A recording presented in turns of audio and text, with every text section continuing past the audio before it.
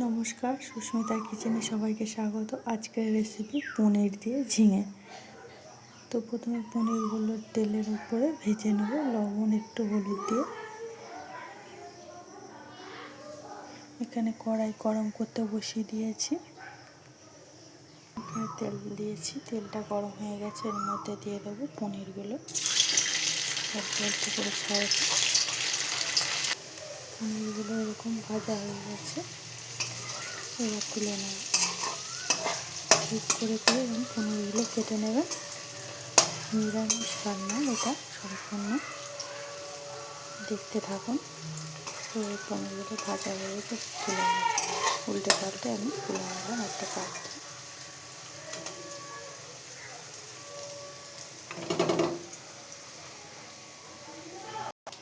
পনিরটা ভেজে তুলে রেখেছি। এবার ওই কড়াইয়ের মধ্যে আরেকটু তেল দিয়ে একটা শুকনো লঙ্কা,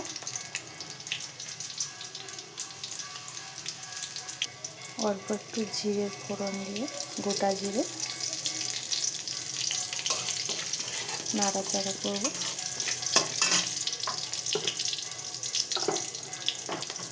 তারপরে এখানে দুটো কাঁচা লঙ্কা কুচে রেখেছিলাম দিয়ে দেবো। এখানে টমেটো কুচে রেখেছি একটা বড় সাইজের, দেবো আলু, দেবো ঝিঙে।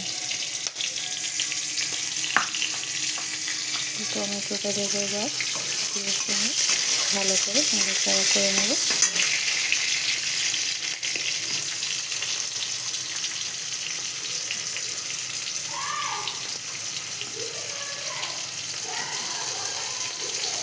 দেবো একটু আদা বাটা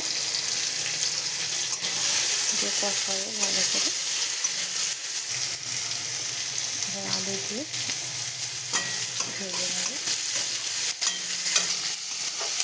আলুগুলো দিয়ে কষানো হয়ে গেলে দেবো ঝিঙেগুলো।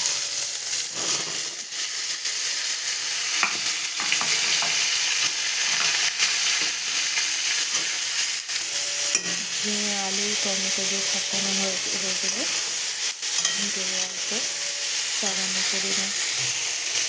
পরিমাণ মতো লবণ, হলুদ, লঙ্কা গুঁড়ো। হলুদ আপনারা দিতেও পারেন, নাও দিতে পারেন। আমি এখানে পোস্ত দিচ্ছি না, তার জন্য হলুদ দিলাম। পোস্ত দিলে হলুদ দেবেন না। দেবো লঙ্কার গুঁড়ো এক চা চামচ দিয়ে সবগুলো কষাবো ভালো করে। অল্প পরিমাণ একটু জল দিয়েছি, দিয়ে আবার একটু কষিয়ে নিয়ে জল দেবো। একটু জল দেবো। 1 মিনিট ঢাকা দিয়ে সিদ্ধ করে নিয়ে ফিরে আসছি 1 মিনিট পর। ফিরে আসছি 1 মিনিট পর, ঢাকনাটা খুললাম। সব কিছু আমার সিদ্ধ হয়ে গেছে। এবার দিয়ে দেবো পনিরটা ভেজে রাখার জন্য। গরম মশলা দিলাম, দিয়ে একটু মিষ্টি দিয়ে নাড়াচাড়া করে নামিয়ে ফেলি আমার ঝিঙে পনির। রেসিপিটা ভালো লাগে অবশ্যই লাইক, সাবস্ক্রাইব করুন। Thank you.